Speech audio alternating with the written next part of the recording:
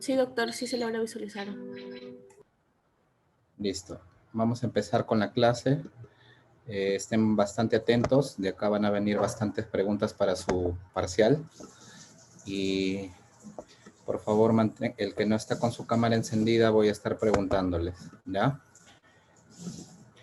Buenas noches con todos. Bueno, para los que no me conocen, mi nombre es Francis Elis Becerra, soy médico internista. Curso con un doctorado en investigación clínica y translacional. Soy docente de la Facultad de la Universidad San Martín, al igual que el UPAO, en Trujillo. Miembro de la Sociedad Peruana de Medicina Interna, imagen institucional del UPAO. Miembro del Comité de Educación Médica del Colegio Médico de Trujillo. Presidente del Comité Médico del Colegio de Trujillo. Cuento con una maestría con mención en medicina realizada en el UPAO, Trujillo. Un máster en Dirección y Gestión Sanitaria por la Universidad de Barcelona de España, diplomados en Auditoría Médica, Ecografía, Dirección y Gestión Sanitaria y Salud Ocupacional por la Universidad Nacional de Trujillo. Y mi internado lo realicé en el Hospital Universitario de México y realicé un fellow en endocrinología y reumatología. Sin más preámbulo a ello, vamos a hablar sobre las miopatías inflamatorias. Llamamos miopatías inflamatorias a un grupo de justamente miopatías, o sea, alteraciones en el músculo, que puede darse a nivel de muchas enfermedades sistémicas. Esto puede ocurrir tanto en niños como en adultos. Esa es una característica de estas enfermedades que no solamente es muy común en adultos, acá también incluye los niños. A través de los subtipos vamos a ver que tenemos distintos tipos de dermatopatías, la cual vamos a hablar solo de 3 de ellas, que son las más comunes, pero cabe mencionar que tenemos la polimiositis, la dermatomiositis, la miopatía por cuerpo de inclusión, la miopatía necrotizante inmunomediada y el overlap, que vendría a ser un agregado o una mixtura, por decirlo así, de las 4 primeras. Los anticuerpos que van a presentar estas enfermedades es muy importante porque nos van a dar las subclases y el pronóstico de la enfermedad. Un poco de historia para que ustedes vean cómo se ha ido desarrollando esta enfermedad. En el año 1887 solo se conocía la poliomiositis. En el año 91 se conocía la dermatomiositis y la poliomiositis. En el año de 1978 ya se conocía la miopatía por cuerpos de inclusión. En el año 91 ya se conocía la miopatía necrotizante y en el año 2018, que es el último estudio con respecto de la Sociedad Americana de Reumatología, ya incluye lo que se llama el overlap o miopatía no especificada, puesto que es una mezcla de las 4. Tenemos la dermatopatía, la miopatía por cuerpos de inclusión, la miopatía necrotizante, la poliomiositis y el overlap. La incidencia de estas patologías no es muy alta. La incidencia de esta ponencia obviamente es de países europeos, puesto que en esos países es más frecuente ver estas patologías. Normalmente nos refiere la literatura que de 2 a 7 pacientes por 1.000.000, es decir, muy rara vez van a ver un paciente con estas patologías. Y tiene 2 picos bimodales de presentación, menores de 15 años y entre 40 y 50 años. La relación, como casi todas las enfermedades reumatológicas, es más frecuente en mujeres, ligeramente de 1.5 en relación a 1 en varones. La única que sale de prácticamente las características de este grupo son las miopatías de cuerpo de inclusión, que van a ser más frecuentes en varones mayores de 50 años. Es decir, la miopatía por cuerpos de inclusión es la única que es más frecuente en varones. El resto se presenta más en mujeres. Y obviamente si se detecta a tiempo, tiene una sobrevida alta porque se controla muy bien. La clínica de las dermatopatías de manera general, tenemos que presenta una debilidad muscular proximal simétrica bilateral no dolorosa, excepto, como habíamos mencionado, la miopatía por cuerpos de inclusión siempre es la que va a salir del cuadro. Es por decirlo así, coloquialmente, la rebelde del grupo, ¿ya? Otra característica de estas patologías es que no hay dolor. Y acá hago énfasis en que no hay dolor porque si ustedes comparan un Guillain-Barré, que es muy parecido, una neuropatía simétrica, hay dolor, ¿ya? Entonces, la característica de estas enfermedades es que no es dolorosa. A nivel de la cintura pélvica, este paciente va a tener más dificultad para la marcha, va a tener dificultad para subir las escaleras. A nivel de la cintura escapular, va a tener dificultad para cepillarse los dientes, dificultad para elevar los brazos sobre la cabeza. Es decir, por ejemplo, si a este paciente mandan a tender a un tendal la ropa, no va a poder porque va a tener una rigidez que no le va a permitir desarrollar esa actividad. A nivel de cuello, obviamente también va a presentar rigidez a nivel de la flexura del cuello. A nivel de la faringe vamos a encontrar disfagia principalmente, es decir, la dificultad para tragar los alimentos es el principal alteración a nivel de faringe. Y obviamente el compromiso ocular y el compromiso facial no es común en estas patologías. Es decir, que si ustedes tuvieran un paciente que tenga compromiso ocular y facial, no piensen en una dermatopatía porque no se va a dar en esta enfermedad. ¿Ya? Hasta acá, ¿alguna pregunta, jóvenes? ¿Todo claro o no ha sido claro hasta el momento? Pueden ustedes manifestarse. José Montero, ¿hasta acá alguna pregunta? Una, doctor. Leonardo Rabanal. Ninguno, doctor, gracias. Muy bien. Entonces, continuando, vamos a hablar ahora sí de cada una de las dermatopatías. Vamos a empezar con la más frecuente, que va a ser la dermatomiositis. Y es la más frecuente y la más preguntada en tema de exámenes de NAN, de residentado y obviamente, de la parte de pregrado. Voy a comenzar hablando de la dermatomiositis, no sin antes decir que su propio nombre dice dermato, hace referencia a piel. Va a haber un compromiso cutáneo y este compromiso cutáneo va a preceder a la enfermedad. Es decir, habíamos dicho que todas las dermatopatías eran una enfermedades sistémicas, por ende afectaba a varios órganos. Pero en esta patología, primero se va a afectar la piel y posteriormente los órganos. Es fotosensible y el 15% se ha asociado a malignidad. El signo patognomónico de esta enfermedad es el heliotropo. Y el heliotropo viene a ser estas líneas de expresión que presentan las manos como prácticamente unas marcas que presentan a estos pacientes. Esto vendría a ser el heliotropo. Las pápulas de Gottron también es patognomónico, que vendría a ser estas pápulas coloración rojizas con centro blanco. Esto vendría a ser las pápulas de Gottron y el signo de Gottron vendría a ser este rash eritematoso.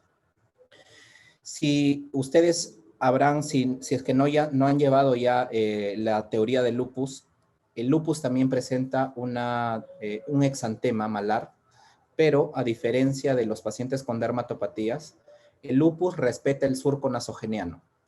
En estas patologías no se respeta el surco nasogeniano, se afecta todo. Si ustedes ven acá, está enrojecido prácticamente hasta con todo surco. En el lupus no hay un respeto al surco nasogeniano.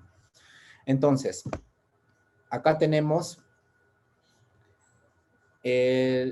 las pápulas de Gottron, el signo de Gottron y el famoso heliotropo. Si a ustedes les preguntaran cuál es el signo patognomónico más frecuente y con más exactitud para que tenga un paciente de dermatopatía, ustedes tendrían que decir el heliotropo. ¿Ya? No vayan a marcar pápula o signo de Gottron. ¿Okay? Otros signos menos comunes, tenemos el signo en B, como ustedes ven, acá una mujer, el signo en B, el signo de Chal, que a nivel del cuello prácticamente presenta una alteración queratinizada de la piel, y el signo de Holster, que es a nivel de muslos. ¿Ya? Son signos menos frecuentes, pero siempre acuérdense que el heliotropo va a ser el signo más frecuente en estas patologías. Luego tenemos la miopatía necrotizante, que es un poco más frecuente que la poliomiositis, y acá generalmente digo, porque en medicina nada es absoluto, es más frecuente en adultos. La presentación de estos pacientes es más aguda, es decir, es tan brusca que de un momento a otro presentan alteraciones estos pacientes, pero La diferencia con la dermatopatía es que está asociada a infecciones virales, por ejemplo, virus del herpes, virus del Epstein-Barr, asociado a procesos oncológicos, asociado a procesos de esclerodermia, que ya lo vamos a tocar en la otra teoría. Y acá hay un dato muy relevante y sí quiero que lo tomen muy en cuenta. El uso de estatinas está asociado a esta miopatía. Es decir, las estatinas tenemos en nuestro medio atorvastatina, tenemos rosuvastatina.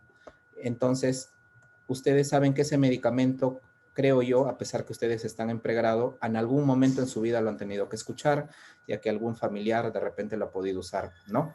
Como un hipolipemiante. Pero el exceso de estatinas jóvenes causa miopatías. Entonces, tienen que tener mucho cuidado con el exceso de estatinas, ¿ya? Porque el efecto tóxico, si ustedes usan dosis muy altas, va a producir esta miopatía necrotizante. Luego tenemos la poliomielitis, que es raro y mal diagnosticado, puesto que el mínimo dolor muscular que una persona presente la van a asociar con una mialgia y obviamente va a ser un diagnóstico de exclusión, porque en lo mínimo que ustedes van a pensar va a ser una poliomielitis. Entonces, ¿cómo nosotros vamos a saber que es una poliomielitis? Hay criterios de diagnóstico que lo vamos a tocar más adelante. Entonces, ¿qué otras? Habíamos dicho que las dermatopatías es una enfermedad sistémica, por ende afecta a varios órganos. A nivel articular, produce artralgias o artritis. ¿Cuál es la característica de estas pacientes? Que las artritis son no deformantes, a diferencia de la artritis reumatoide, que es una artritis deformante. En el pulmón, la enfermedad que más se presenta es la enfermedad pélvica o la enfermedad pulmonar intersticial difusa. Ya, el EPIT, el famoso EPIT es la presentación más común en las dermatopatías, y a nivel cardíaco vamos a tener la presentación más frecuente, una insuficiencia cardíaca. En el tránsito gastrointestinal, la alteración más frecuente que presentan estos pacientes viene a ser las disfagias. ¿Ya? Habíamos dicho cuando hablamos de la dermatomiositis que el 15% de pacientes está asociado a malignidad, es decir, cuando ustedes detecten un paciente con dermatomiositis, tienen que pensar también en procesos oncológicos. Al igual que las miopatías necrotizantes, habíamos dicho que se asocia bastante a cáncer. Principalmente, ¿cuál es el tipo de cáncer que más se asocia a estas patologías? Tenemos el cáncer, en primer lugar, de pulmón y en segundo lugar, de ovario. ¿Ya? En ese orden. ¿Y cuál es el marcador que más presentan los pacientes que están asociados a procesos oncológicos? El anti-TIFI-1. ¿Ya? Ese es el marcador que más asociado a procesos oncológicos. ¿Cómo hacemos el diagnóstico? Nosotros tenemos que el diagnóstico lo vamos a hacer clínico, laboratorial, imagenológico y por biopsia. Clínico, ya les habíamos comentado que es una debilidad muscular proximal bilateral simétrica, no dolorosa. A nivel laboratorial vamos a pedir enzimas musculares. Dentro de las enzimas musculares tenemos la famosa CPK, la aldolasa, el LDH y el TGO. ¿Cuál de estas enzimas es la más sensible? El CPK. Pero como también se ha visto que hay elevación en otros procesos, no es tan sensible guiarnos de estas enzimas. Por ejemplo, los pacientes con raza negra pueden tener un nivel ciertamente elevado de enzimas musculares. Cuando un paciente tiene trauma por estrés, también se producen estas enzimas, el ejercicio intenso y algunos medicamentos que ya le habíamos mencionado, las estatinas, la atorvastatina, la colchicina o pacientes que consumen exceso de alcohol, podrían estar elevados. Es decir, el 30% de los pacientes podrían tenerlo elevado y no necesariamente tener una dermatomiositis. O sea, en otras palabras, tiene un bajo valor de sensibilidad. Ayuda muy poco, pero también está considerado como medio de ayuda para nosotros guiarnos. La electromiografía es un examen de imágenes en la cual, como se ve en esta imagen, se va a colocar unos electrodos y se va a ver el músculo que obviamente esté alterado, en la cual vamos a ver ondas agudas positivas, descargas repetitivas complejas y vamos a ver un marcaje del potencial de fibrilación que produce en este músculo. ¿Ya? pero el gol estándar de esta patología va a ser la biopsia muscular. La biopsia muscular, obviamente, como acá se ve en esta imagen, van a sacar un poco de tejido, lo van a procesar a patología y la biopsia va a dar ciertos hallazgos como degeneración y regeneración de fibras, necrosis o células inflamatorias en dicha zona. Entonces, la biopsia muscular es lo que prácticamente les hace el diagnóstico al 100%. La resonancia magnética es el examen de imagen que más nos ayuda para estos pacientes. ¿Por qué? Porque la resonancia magnética nos ayuda de manera diagnóstica y como seguimiento para estos pacientes. Es decir, ustedes diagnostican sus dermatopatías, piden su resonancia magnética y a los 6 meses van a volver a pedir si es que no hay, obviamente, más compromiso de otros músculos, ¿ya? Entonces, bastante atención acá porque no se vayan a confundir en su examen. Los anticuerpos, como había mencionado, por ejemplo, la dermatomiositis había dicho que se asocia a procesos oncológicos, es decir, el anticuerpo anti-TIFI, acuérdense jóvenes, está asociado solo a procesos oncológicos. Y el anticuerpo anti-YO1 es el anticuerpo que más presentan el 90% estos pacientes. ¿Ya? Entonces, ¿cuál es el anticuerpo más sensible para la dermatopatía? El anti-YO1. Luego tenemos el anti-SRP, el anti-Mi2, pero ya son más raros. Que ustedes sepan que el anti-YO1 es el más sensible, suficiente. Acá justamente hay un estudio en la cual la Sociedad de Reumatología, prácticamente de acuerdo a cada anticuerpo, haces una orientación diagnóstica. Por ejemplo, los pacientes con anti-TIF1 es una fuerte asociación con cáncer, ¿ya? Los pacientes con MDA5 tienen una asociación severa a la piel y obviamente también a los músculos. Entonces, de acuerdo al anticuerpo, ustedes van a hacer un, por decir así, un pronóstico. Por eso al inicio de las diapositivas había dicho que sirven como pronóstico. Hasta acá, ¿alguna pregunta? Chicos. Shirley Gutiérrez. Doctor, Luis. una pregunta. ¿El anti-YO1 era el más sensible o el más específico? El anti-YO1 es el que más se utiliza para estos pacientes, puesto que te dan una mayor sensibilidad para detectar los realmente enfermos. ¿Ya? Otra pregunta, de repente hasta acá, jóvenes. Doctor, sí, disculpe, ¿el anti-yo era para la dermatomiositis? No, el anti-YO es para todas las dermatopatías, Junior, en general. ¿Ya? Y justamente acá están los criterios de clasificación de Bohan y Peter del año 2018, que acá vamos a saber cuáles son los criterios diagnósticos para estar seguros que es una dermatopatía. Por ejemplo, ¿qué es lo que dice? Se define como poliomiositis al menos 4 de estos elementos, ¿ya? Y se define dermatomiositis por lo menos 2 de 4 de estos elementos. Es decir, una poliomiositis más o menos tendría que tener 4 de 5 características. Y una dermatomiositis refiere que debería tener en mínimo 3 características. Entonces, ¿cuáles son las características? Lo que ya habíamos mencionado, debilidad muscular simétrica bilateral no dolorosa. 1. Que el paciente tenga una biopsia de músculo positiva. Que el paciente tenga elevación de las enzimas musculares 5 veces más de lo normal. Que el paciente tenga una electromiografía, el marcaje de todas las ondas, y que obviamente la presencia de la característica del rash, es decir, del heliotropo o del signo de Gottron o de las pápulas de Gottron en dermatomiositis. Si tiene, como acá dice en la literatura, por lo menos 4 de 5, es una poliomiositis. Si tiene, como acá dice la literatura, por lo menos 3 de 5, es una dermatomiositis. Y si tuviera asociación a estatinas y procesos oncológicos, es una dermatopatía por cuerpos de inclusión. ¿Ya? Ahora, ¿cuál es el diagnóstico diferencial? El diagnóstico diferencial, como en un momento les había comentado, ¿cuál es la diferencia entre una miastenia gravis en un Guillain-Barré Acuérdense que la miastenia gravis, al igual que las dermatopatías, es una debilidad proximal, simétrica, bilateral, pero estas sí duelen. Las dermatopatías no hay dolor, ¿ya?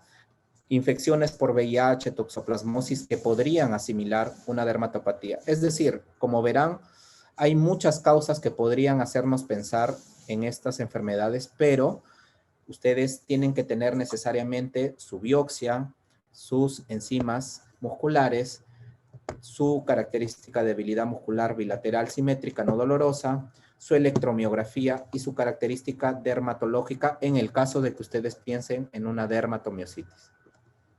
¿Ya? ¿Cuál es el tratamiento? El tratamiento de elección de estos pacientes es el corticoide y los inmunosupresores. El corticoide, nosotros, una vez que ustedes hacen su diagnóstico, van a usar 1 miligramo por kilo de peso. Supongamos que un paciente pesa 70 kilos, ustedes van a usar 70 miligramos de corticoide por día, que se va a ir bajando cada 5 a 7 días. Por ejemplo, este paciente pesa 70 kilos, le correspondería a 70 miligramos de prednisona, es decir, una tableta de 50 miligramos en la mañana y una de 20 miligramos en la noche. Ahí obviamente se está cumpliendo el requisito de 1 miligramo por kilo por día. Entonces, ¿cuánto tiempo vamos a usar corticoide? Entre 4 a 6 semanas, es decir, un mes y medio, dependiendo de la evaluación que ustedes cómo lo vean. Generalmente los corticoides, si empiezan con 70, a los 3 o 5 días evaluando podrían hacer una baja de 15 a 20 miligramos, es decir, se quedaría con 50 miligramos hasta obviamente tenerlo a las dosis más bajas porque el corticoide en exceso causa muchos daños, es decir, causa hiperglicemia, causa atrofia muscular, causa degeneración de tejido óseo, produce osteoporosis. Entonces tiene muchas cosas malas el corticoide, te produce hipernatremia, un síndrome de Cushing, hipertrigliceridemia, aumento de sodio, o sea, te conlleva una hipertensión. Entonces tienen que tener bastante cuidado con el uso de corticoides. Y a la par, ustedes, si es que tuvieran la metilprednisolona, que lo que le llamamos los pulsos, solamente lo utilizaríamos de 3 a 5 días. Es decir, 2 ampollas de metilprednisolona por día y esto se repite de 3 a 5 días.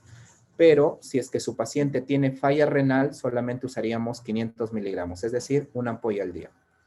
¿Qué inmunosupresores son los más usados? En primer lugar tenemos la inmunoglobulina humana, que al igual que, por ejemplo, si ustedes han escuchado sobre el Guillain-Barré, es lo mismo, se utiliza la inmunoglobulina humana, ¿ya? Y si no tuvieran inmunoglobulina humana en su hospital, pueden usar inmunosupresores como aciatropina, metotrexate, micofenolato, ¿ya? Entonces, prácticamente esto es la conclusión: corticoide, inmunoglobulina y inmunosupresores, ¿ya? Y eso sería todo, jóvenes. Hasta acá, ¿alguna duda? Porque falta una teoría más. De una vez sus dudas. Doctor, disculpe, ¿Sí? no quedó claro entre el TIF1 y el anti-Joe, que eran los... El anti-TF1 es el anticuerpo que si te sale positivo en tu paciente, tienes que pensar sí o sí en cáncer. Y el anti-Jo1 es el anticuerpo que te va a salir en el 90% de todas las dermatopatías, sea de inclusión, sea de poliomiositis, sea de dermatomiositis, sea por necrotizante, casi en todas te va a salir. Entonces, es como que en el tema de lupus, ¿no? ¿Qué es lo que piden en el lupus? ANA, anti-DNA, anti-SMIT. Ya, acá es igual. Dermatopatías, anti-Jo, si tú piensas en cáncer, anti-TIFI1, anti-RNP, pero como les dije, el anti-Jo es el más específico. ¿Ya? A ver, si todo ha quedado claro, voy a hacer unas preguntas para ver si es que es verdad. ¿Ya? Yo, María Fernanda. María Fernanda. Ya, María Fernanda. A ver, cuéntame, ¿cuál es el gol estándar de las dermatopatías? El gol estándar son las biopsias musculares. La Muy biopsia muscular. bien, muy bien, muy bien. Fernanda del Milagro. ¿cuál es el examen de imagen que más usamos para diagnóstico y seguimiento? ¿Cómo, doctor? El examen imagenológico que utilizamos más para diagnóstico y seguimiento.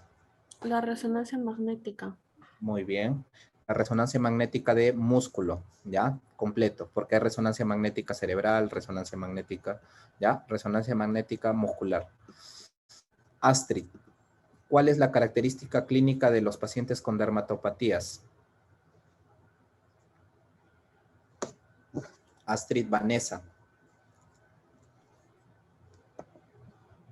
Doctores, no van a ser, son no dolorosas, simétricas. Ya, muy bien. Muy bien.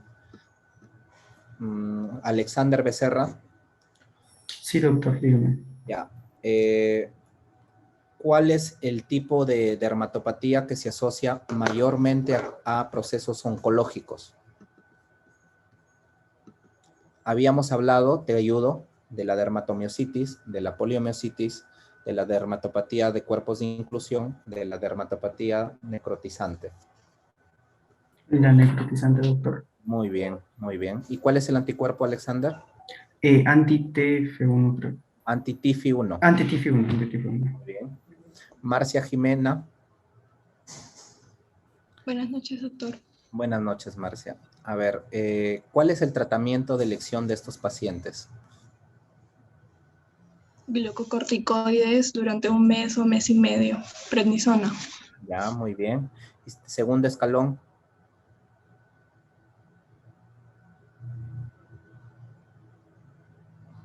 El segundo escalón. ¿Te acuerdas? Inmunosupresores y inmunoglobulina. ¿De Marcia?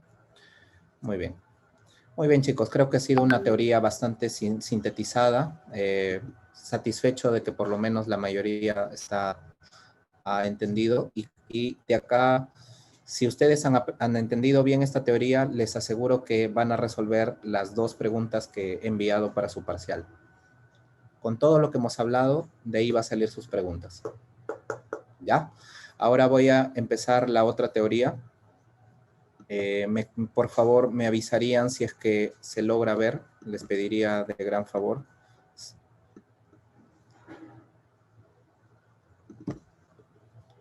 Ya.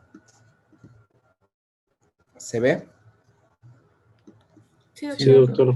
Perfecto. Vamos a empezar. Bueno, ya para no hacer mucho preámbulo, ya me presenté. Creo que ya me están conociendo. Ahora vamos a empezar con la esclerosis sistémica.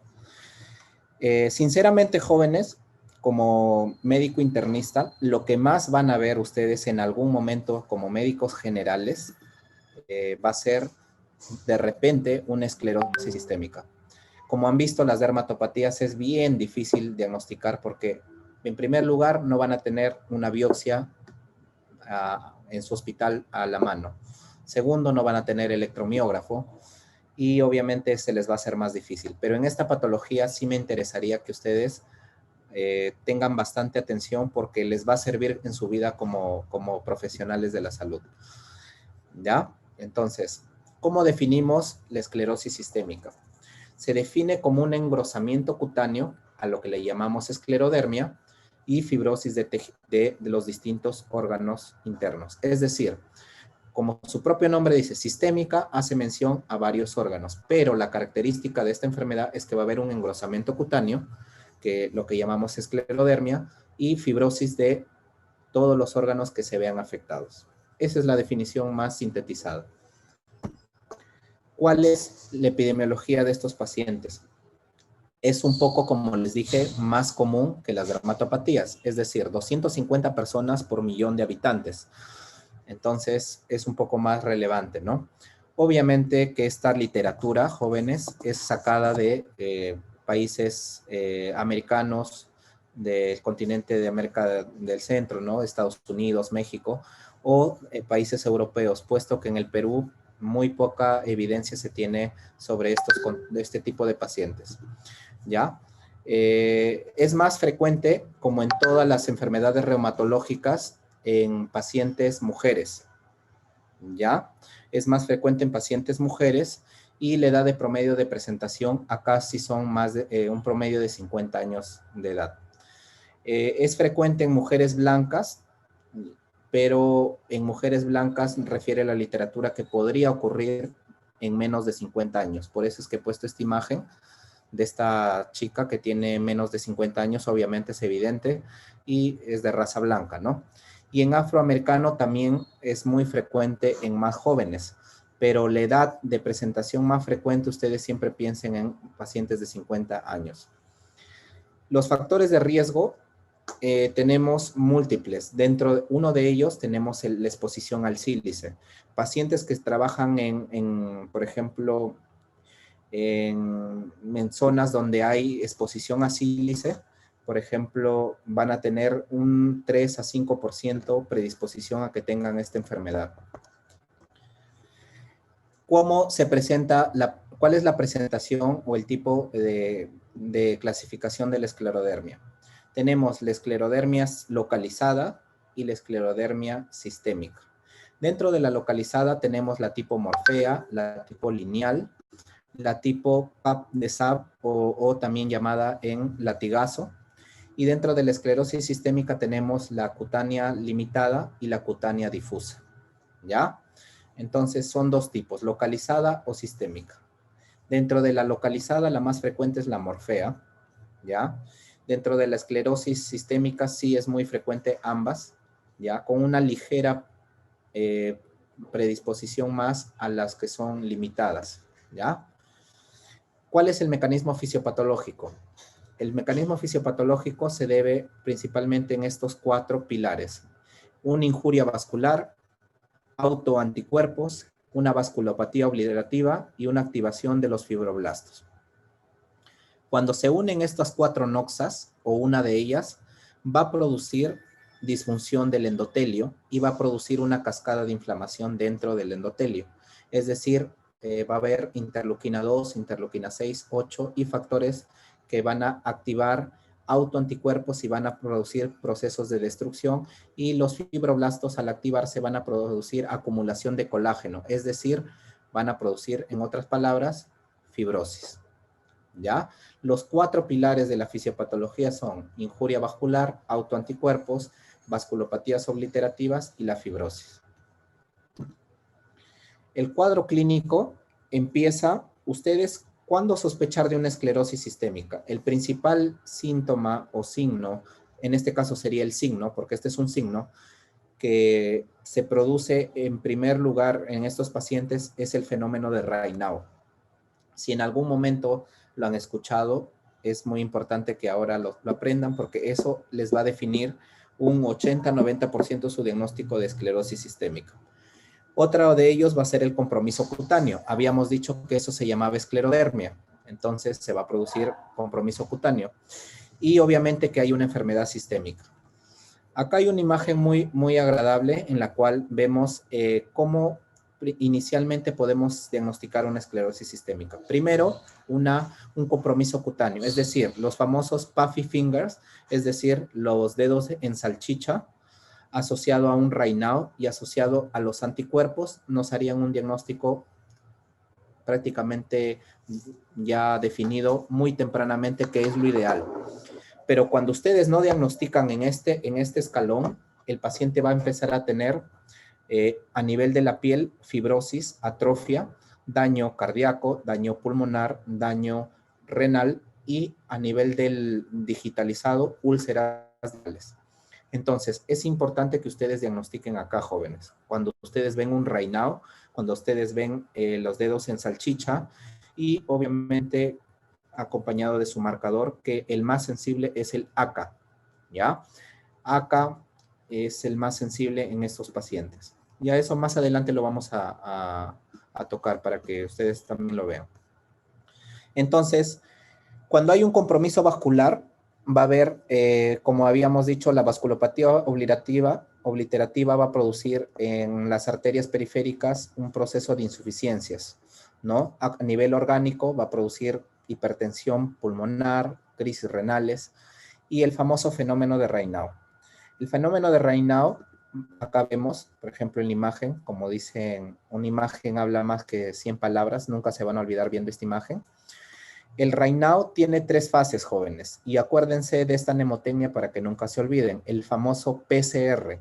El PCR es palidez, cianosis, ¿ya? Palidez, ¿ya? La cianosis y el rubor, ¿ya? El PCR es palidez, cianosis y rubor. Todo esto va a tener un paciente con fenómeno de Raynaud en ese orden. No puede ser que primero haya rubor, de ahí palidez y de ahí cianosis. Si fuera así, no es un Raynaud. Y justamente acá están los criterios diagnósticos del fenómeno de Raynaud. Es decir, que haya episodios de cambio de coloración vasoespásticos, porque se produce por una vasoconstricción, inducida por el frío, el estrés, pueden producir este tipo de vasoespasmos, que sea bilateral y que los pulsos estén presentes. Es decir, estos pacientes tendrían que salir, obviamente, cuando están en la calle con guantes, porque si les da el frío o se estresan, les desencadena su fenómeno de Raynaud. Y tiene que ser siempre, jóvenes, como dice acá, bilateral. Si no es bilateral, no es un Raynaud, ¿ya? Y si ustedes palpan los dedos, van a sentir las pulsaciones. Si no sienten las pulsaciones, no es un Raynaud. Ahí están las 3 características. El Raynaud se divide en primario y secundario. El origen primario es el más frecuente. ¿Cuál es los desencadenantes más frecuentes? El frío y el estrés. Es más frecuente en mujeres. Tiene historia familiar. Por ejemplo, si el papá de alguno de ustedes tuvo Raynaud en su juventud, probablemente ustedes tengan un 30% de desarrollar esta enfermedad. La principal causa del Raynaud primario es idiopática, es decir, no se conoce. Y tenemos un tipo de Raynaud secundario, que generalmente, a diferencia del Raynaud primario, acá te produce isquemia digital y puede deberse a una enfermedad de tejido conjuntivo, ¿ya? Por ejemplo, dentro de las enfermedades de tejido conjuntivo tenemos la fibrosis pulmonar, tenemos el EPIC, ¿no? Enfermedad pulmonar intersticial difusa, enfermedad del tejido, un síndrome de Marfan, o sea, son patologías que se encuentran dentro de este grupo. Por eso se llama Raynaud secundario. Pero la característica es que estos sí te marcan los dedos. Mira, en un Raynaud primario, ven los dedos, están cambiados de coloración, pero no hay necrosis, perdón, no hay ulceraciones en los dedos. Solamente hay cambio de color. En cambio, en el Raynaud secundario sí hay ulceraciones, ¿ya? ¿Cuáles son las causas secundarias que te pueden producir una enfermedad de Raynaud? A la cabeza, los procesos de esclerosis sistémicas, las esclerodermias, ¿ya? Como habíamos dicho, es el signo centinela. El lupus eritematoso también te puede producir un Raynaud, una poliomielitis, una dermatomiositis, un síndrome de Sjögren. A nivel oncológico y hematológico, una crioglobulinemia, que son procesos más raros. A nivel endocrinopatías, hipotiroidismo, una vasculitis, sin fin. Dentro de drogas también, por ejemplo, ¿cuál es la droga que produce fenómeno de Raynaud? La cocaína, ¿ya? La cocaína. Entonces, el compromiso cutáneo es tan amplio que, como les había dicho, los estadios tempranos son los puffy finger, los famosos, como acá ven, parece una salchicha, los dedos de salchicha. Y cuando hay atrofia cutánea, también podría haber, es seca, engrosada, se engrosa, ¿ya? Y el compromiso, obviamente, cutáneo nos dice que este paciente está en una esclerosis sistémica temprana. ¿Cuál es el test de evaluación de estos pacientes a nivel cutáneo? El test de Rodnan modificado o el Skin Score. Esto sí, por favor, tomen bastante nota porque podría ser que les venga en su examen. El test de Skin Score o test de Rodnan modificado es para compromiso cutáneo. El compromiso cutáneo también abarca la hiperpigmentación de toda la piel. Miren, lo que le llamamos el aspecto de sal y pimienta, es decir, un vitiligo like, lo que le llaman en inglés, o aspecto de sal y pimienta. Las telangiectasias, las úlceras cutáneas, miren esta señora con bastante telangiectasia en la cara. Es decir, chicos, el compromiso cutáneo en los 3 primeros años indica de que tu paciente está iniciando su esclerosis sistémica. Y acá es donde ustedes tienen que prácticamente abordar y tratar la mayor complicación antes que pase justamente allá compromisos como pulmonar, cardíaco. Pregunta de examen. ¿Cuál es el compromiso cutáneo tardío? Las calcinosis. ¿Ya? Habíamos dicho que los Puffy Finger es compromiso cutáneo temprano, las telegetáceas, la hiperpigmentación y las úlceras son tempranas y las calcinosis ya vendrían a ser una manifestación tardía. Puede darse en dedos, antebrazos y rodillas. A nivel de compromiso pulmonar tenemos el EPID, la enfermedad pulmonar intersticial y la hipertensión pulmonar como causas más frecuentes. Pregunta de examen. ¿Cuál es la causa de EPID más frecuente? Una neumonía intersticial usual. ¿Ya? Esa es la presentación más frecuente del EPID en los pacientes con esclerosis. ¿Ya? Hasta acá, ¿alguna pregunta? Chicos. ¿O continúo? Jóvenes. Doctor, disculpe, ¿qué neumonía dijo que era? Neumonía intersticial idiopática. ¿Ya? A nivel del compromiso gastrointestinal tenemos la enfermedad de reflujo gastrointestinal, es decir, la disfagia, ¿no? El principal síntoma. El compromiso renal, chicos, acá es muy raro, ¿eh? Muy raro. Estos pacientes rara vez se afecta el riñón. Es decir, solamente un 5% que es muy bajo, ¿no? El compromiso cardíaco es porque ya estos pacientes tienen una esclerosis avanzada y tienen muy mal pronóstico, incluso dando una falla cardíaca de debut. También hay compromiso articular, en la cual es no erosiva, similar a las dermatopatías. Acuérdense que la que es erosiva es la artritis reumatoide, ¿ya? En las otras, tanto en lupus, en dermatopatías, en esclerosis, son no erosivas. ¿Qué significa no erosivas? No deformantes. Ustedes ven acá que está una inflamación, pero no hay deformación. Miren, está prácticamente intacto. ¿Ya? ¿Qué otros trastornos te pueden producir? Disfunción sexual. La depresión también está asociada a estos pacientes. ¿Cómo produce disfunción sexual? Habíamos dicho que la fisiopatología generalmente hay vasoconstricción. En el pene tenemos el cuerpo cavernoso que produce vasodilatación para la erección. Entonces, como hay una vasoconstricción tan pronunciada, no va a haber vasodilatación, por ende no va a haber erección. Ese es el fundamento por qué hay disfunción sexual en los pacientes con esclerosis sistémica. Y acá están los anticuerpos. En primer lugar, el anticuerpo que más se ha desarrollado, más usamos para estos pacientes es el ACA, el anticuerpo nuclear antibody, o llamado ACA, ¿ya? Luego tenemos el anti-CSL70 o antitompoisomerasa tipo 1, que está asociado a daño pulmonar, daño de piel, y obviamente es progresivo. El anticentrómero también, que está asociado al famoso síndrome de Cres, si en algún momento ustedes han escuchado. El síndrome de Cres es C de calcinosis, R de Raynaud, E de esclerodactilia, S de alteraciones esofágicas y T de telangiectasias. Ese es el síndrome de Cres. Y cuando ustedes piensen en eso, piden su anticentrómero. Si ustedes piensan en daño pulmonar, anti-CSL70. Si ustedes piden de manera general, el ACA. El resto, obviamente, ya es menos específico. A mí, con tal que se aprendan los 3 primeros, suficiente. ACA, anti-CSL70 y anticentrómero. Y acá vemos cómo la Sociedad Americana de Reumatología ha ido evolucionando en cuanto a sus prácticamente protocolos. La enfermedad es conocida desde el año 80 y Leroy, que fue un médico reumatólogo, médico internista, que más estudió estos pacientes, desde el año 88 hasta el 2010 ha hecho su última prácticamente clasificación, que fue la que les enseñé. Y obviamente la Sociedad Americana lo ha pulido en el año 2013. O sea, ¿qué es lo que les quiero decir? Que hasta el año 2013 esta patología se tiende solamente la guía de manejo del 2013 hasta el día de hoy, es la misma que estamos usando.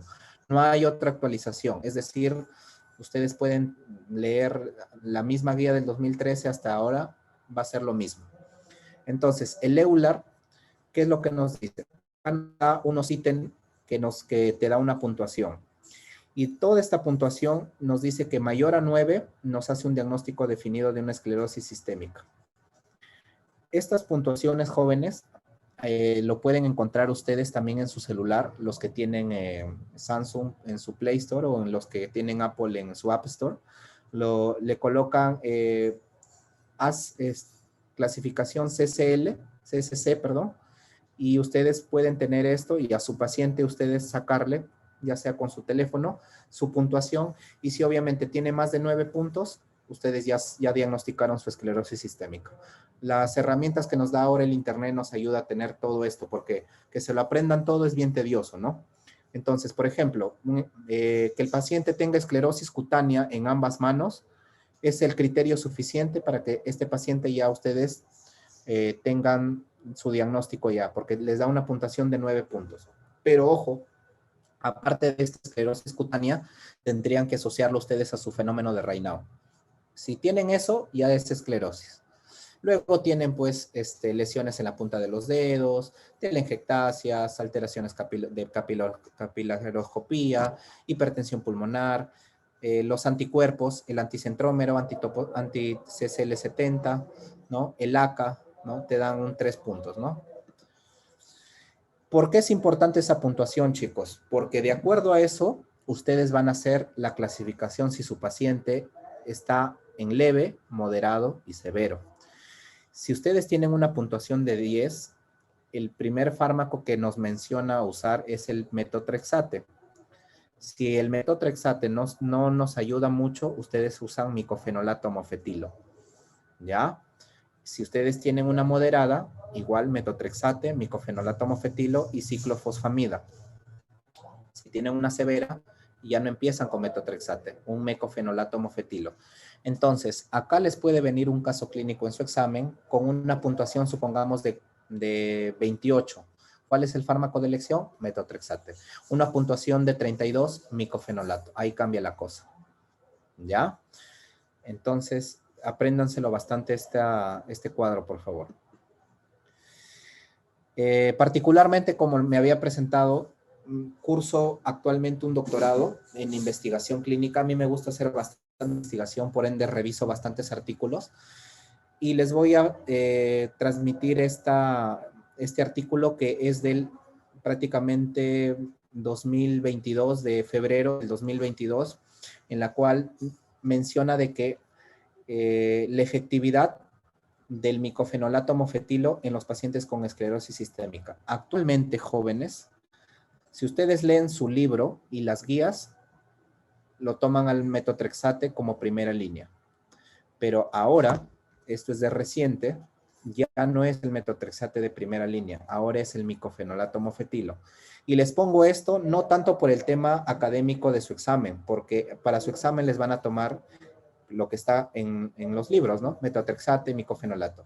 Pero para su vida como profesionales ya no den metotrexate porque se ha visto que el micofenolato mofetilo tiene mejor adicción a los pacientes y mejor riesgo-beneficio en estos pacientes. Particularmente yo tengo ahorita a mi cargo 6 pacientes con esclerosis sistémica, lo cual le estoy dando micofenolato y van excelente. ¿Por qué también no usar metotrexate? Porque obviamente deprime el ácido fólico, tiene bastante trastorno gastrointestinal, bastante náusea, el paciente se queja bastante de dolor abdominal y obviamente no es muy agradable, ¿no? Entonces, acá tenemos otro artículo de ActToday. Este artículo nos menciona de que prácticamente el metotrexate usado al inicio en pacientes con esclerosis difusa ha tenido efectos positivos, pero acá está lo que les he dicho, no genera tanta estabilidad. Por ende, el micofenolato mofetilo actualmente estamos utilizándolo con más frecuencia. Y justamente acá están los trastornos RANs de los medicamentos. Los RANs principales de los inmunosupresores, siempre jóvenes, sea metotrexate, aciatropina, ciclofosfamida, micofenolato, van a ser gastrointestinales. ¿Ya? Luego puede haber una leucopenia, ¿no? Riesgo de infecciones, pero el más frecuente es gastrointestinales. Y justamente acá, este cuadro actualizado, por ejemplo, de cuando hay daño pulmonar, menciona que la inducción es con micofenolato seguido de ciclofosfamida. Y para mantenimiento el micofenolato. Acá ya ni siquiera usan metotrexate. Por eso es que obviamente ustedes siempre tienen que revisar todas las guías. ¿Ya? Y acá también quiero dejarles un cuadro que les va a servir mucho. Habíamos hablado bastante del fenómeno de Raynaud porque habíamos dicho que es el signo centinela. Entonces, ¿cuál es prácticamente el tratamiento de un fenómeno de Raynaud? A primera línea, los bloqueadores de canales de calcio. Por ejemplo, nifedipino, anlodipino. Si no te funciona, los inhibidores de fosfodiesterasa. Por ejemplo, el sildenafilo, el famoso conocido pastillita azul o Viagra. ¿Ya? Y si no te funciona eso, ya nosotros podemos pasar a un ARA, ¿ya? Que es muy raro que pasemos a este escalón porque normalmente con bloqueadores de canales de calcio van muy bien estos pacientes o con sildenafilo van muy bien. Y obviamente cuando el fenómeno de Raynaud es más intenso, igual siguen diciendo de que los bloqueadores de canales de calcio son los mejores y obviamente los inhibidores de fosfodiesterasa se pueden agregar a un prostanoide. Este es un cuadro resumen de todo. Antes, si ustedes cogen jóvenes, les aseguro que si ustedes cogen los bancos de preguntas de residentado o de NAN o los bancos de preguntas de su ciclo, hace 5 años, ustedes les decían, ¿cuál es el medicamento de elección de la esclerosis sistémica? Y la respuesta ponían era depenecilamina. Eso estaba hace 5 años, ahora esto ya no, porque generalmente estos pacientes, como les había dicho, afecta a varios órganos. Entonces, la penicilamina actúa a nivel cutáneo, pero no a nivel pulmonar. Entonces, por ende, ya no se usó. Y acá está el fundamento, el por qué les dije que el metotrexate ya se está dejando, porque actúa bien a nivel cutáneo, pero no a nivel pulmonar. Y comparen el micofenolato, mejoría a nivel cutáneo, mejoría a nivel pulmonar. Entonces, en conclusión, micofenolato, úsenlo a pesar de que falta una actualización, porque justamente el 15 de agosto va a ser el nuevo congreso de PANLAR, va a ser en Miami y en Los Ángeles, se van a reunir los expertos y obviamente asumo que ya van a corregir esta nueva guía y van a colocar ya el micofenolato en primera instancia.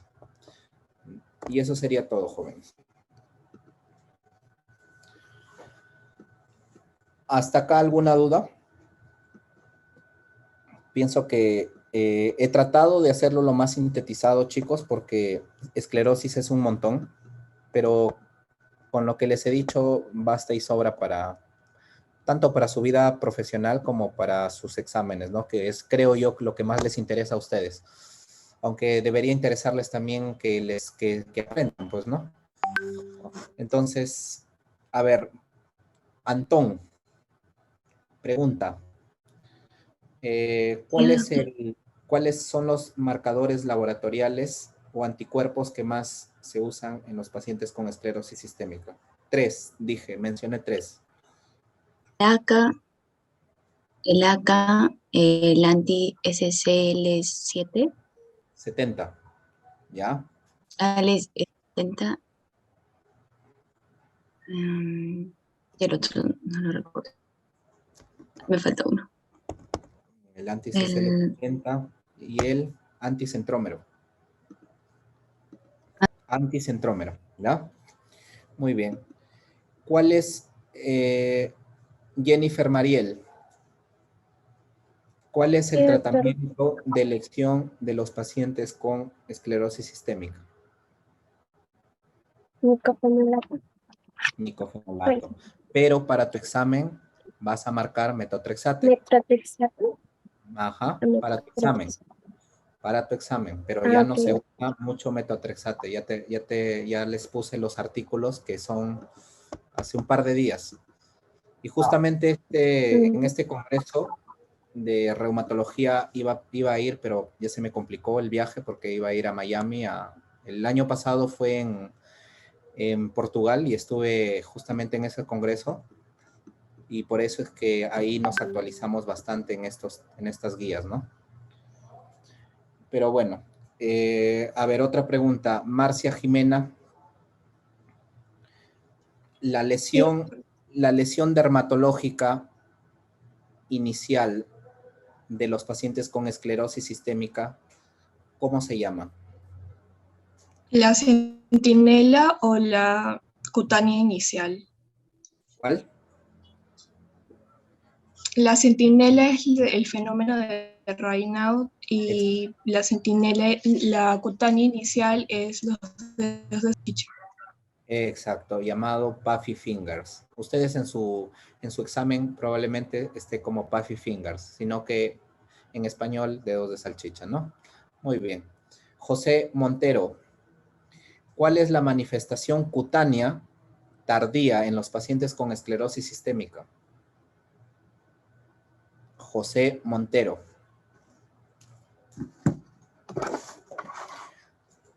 José.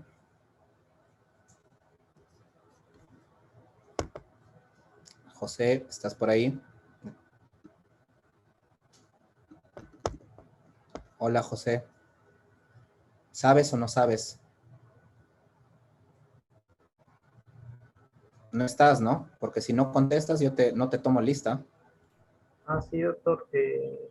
Los dedos Cuando te pregunten, José, escúchame. Tienes que, por respeto, escúchame, José. Cuando te pregunten, por respeto al doctor que está haciendo su clase, así no sepas, simplemente di no sé. Porque si tú no contestas, yo te pongo falta y es como si no hubieras estado, porque la clase se está grabando. ¿Ok? Muy bien. ¿Sabes o no sabes? ¿El ulceran los dedos? La calcinosis, José. Ah, la calcinosis. La calcinosis es la manifestación tardía, ¿ya? Astrid. Astrid Vanessa. ¿Estás por ahí?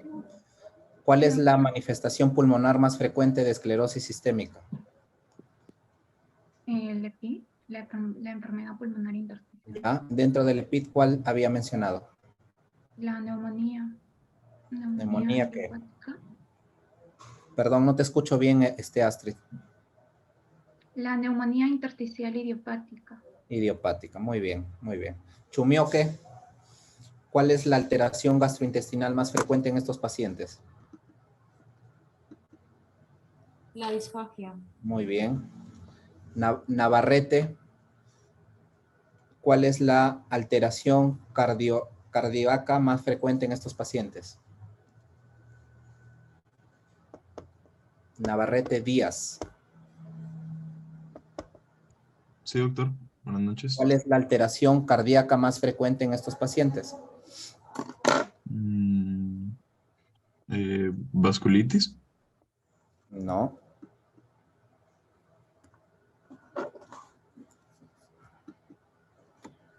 ¿Insuficiencia cardíaca, doctor? ¿Cuál? ¿Insuficiencia cardíaca? Insuficiencia cardíaca. Muy bien. Muy bien, Leonardo. Están siendo evaluados por si acaso, ¿eh? Mis teorías todos van con nota. No es que solamente estar ahí en su pantalla haciendo la finta que están escuchando, por si acaso. De ahí no se quejen si es que salen mal. Becerra Calderón.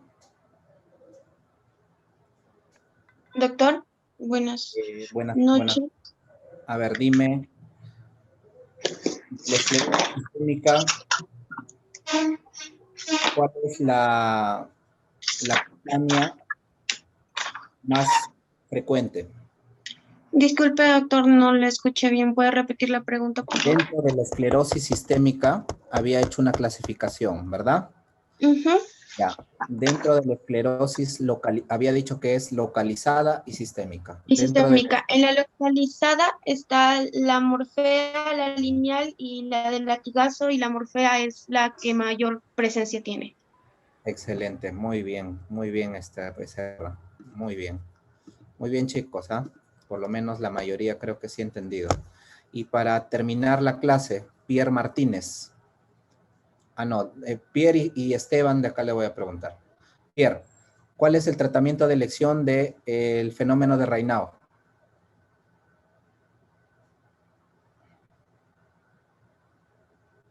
Pierre Martínez. ¿Sabes o no sabes? Doctor, no recuerdo. Muy bien, Pierre Martínez. A ver. Los Esteban. bloqueadores de canales de calcio. Sí, pero ya muy tarde. Ya. Esteban Jacinto. Sí, profesor. Esteban Jacinto, ya. Después de los bloqueadores de canales de calcio que dijo tu compañero, ¿cuál es el otro fármaco que si no te responde el Raynaud utilizarías?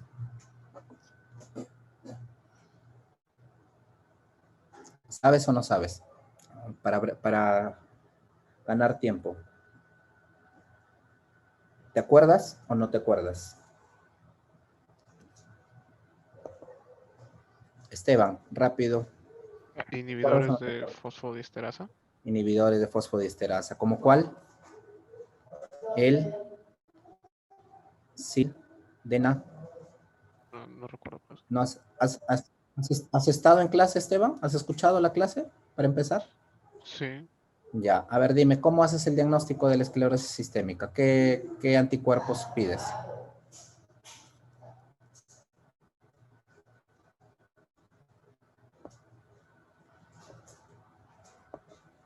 No has estado en clase, Esteban. Te voy a contar como que no estás. ¿Ya? Rivera. Porque no he respondido la pregunta. No la sé, profesor. No la sabes. No, ya. No la sé. Ya. Rivera Guevara. ¿Cuáles son los anticuerpos?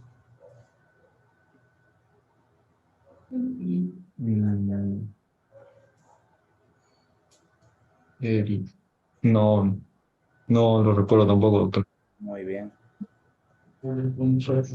Kiara Hoyos. ¿Cuáles son los anticuerpos? Los ACA, los anti-CCL y los anticentrómeros. Muy bien. Listo, jóvenes.